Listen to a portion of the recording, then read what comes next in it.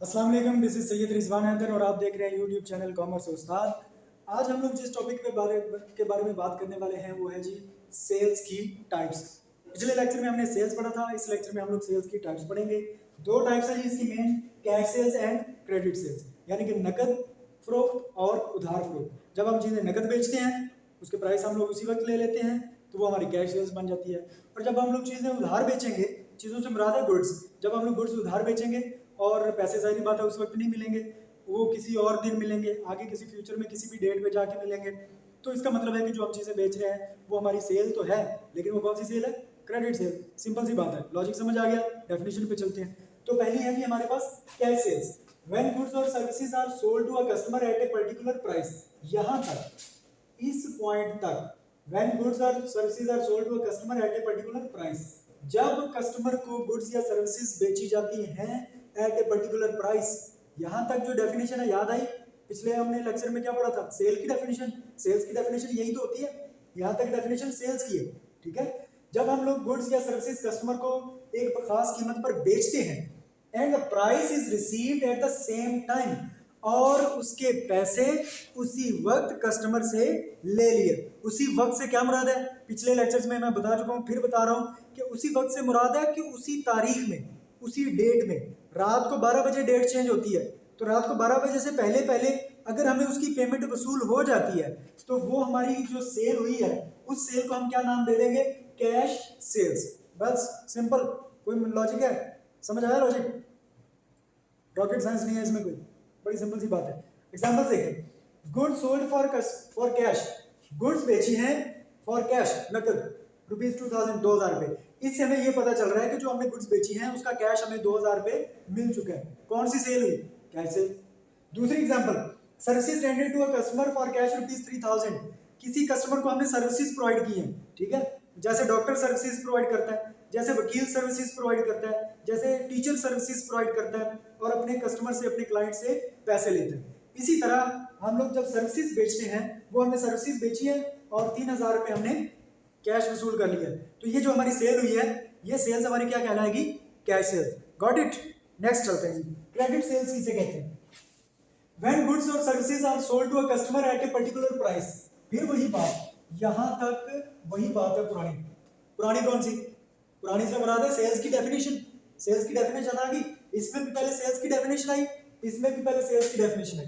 ठीक है, when goods और services are sold to a customer at a particular price, जब हम किसी कस्टमर को गुड्स या सर्विसेज बेचते हैं एक खास कीमत पर, but the price is not received at the same time, लेकिन प्राइस जो है, जो उसकी कीमत है गुड्स या सर्विसेज की, वो उसी वक्त हमें रिसीव नहीं हुई, उसी वक्त हमें वसूल नहीं हुई। Rather the customer made a promise, जबकि क्या हुआ जी कि हमारे कस्टमर ने वादा किया है हमसे to make the payment at some future date, उसने किसी आने वाले मुस्तकबिल की किसी डेट पे हमें पैसे देने का वादा कर लिया है। आज उसने पैसे हमें नहीं दिए, आज हमने उसको चीजें बेची लेकिन उसने हमें उसी वक्त पैसे नहीं दिए, बल्कि फ्यूचर में किसी तारीख का वो हमसे वादा कर रहा है कि फलां तारीख को मैं आपको पैसे दे दूंगा। तो ये हमारी जो सेल हो रही है, ये जो हम चीजें बेच रहे हैं, ये कहलाएगी क्रेडिट सेल्स, उधार फरोख्त। Okay, example, goods sold to mister Y for ₹3000। यहाँ पर ये ट्रांजैक्शन लिखी हुई है। पिछले अगर लेक्चर अगर आपने ध्यान से सुने और आपको याद है तो आपको इसको पढ़ के समझ आ जाएगी कि ये जो चीजें हमने बेची हैं, good sold to mister Y, जो हमने मिस्टर वाई को चीजें बेची हैं फॉर ₹3000, 3000 रुपए की, ये हमने नकद बेची है या उधार बेची है? बिल्कुल, वेरी गुड, शाबाश, हमने ये उधार बेची है। कैसे पता चला? ये मिस्टर वाई से, कि हमने मिस्टर वाई को, जिस बंदे को हम चीजें बेच रहे हैं, उसका नाम आ गया बीच में। तो जब किसी बायर का या सेलर का नाम लिखा जाता है ट्रांजैक्शन में, इसका मतलब है कि वो चीजें जो बेची जा रही है या खरीदी जा रही है वो उधार है, वो ट्रांजैक्शन जो हो रही है वो क्रेडिट ट्रांजैक्शन है। तो यहाँ पर हम लोग जो चीजें बेच रहे हैं मिस्टर वाई को, वो उधार बेच रहे हैं। दूसरी एग्जांपल देखें, गुड्स सोल्ड ऑन अकाउंट ₹4000, ये भी हमें यही बता रहा है कि हमने गुड्स बेची हैं। ऑन अकाउंट का लफ्ज आया, याद आया पिछला लेक्चर? ठीक है, अगर किसी ने पिछला लेक्चर नहीं सुना है तो भाई पिछले पहले जो लेक्चर्स गुजर चुके हैं इसी प्लेलिस्ट में मौजूद है, उनको आप जाके थोड़ा सा टाइम दें उनको।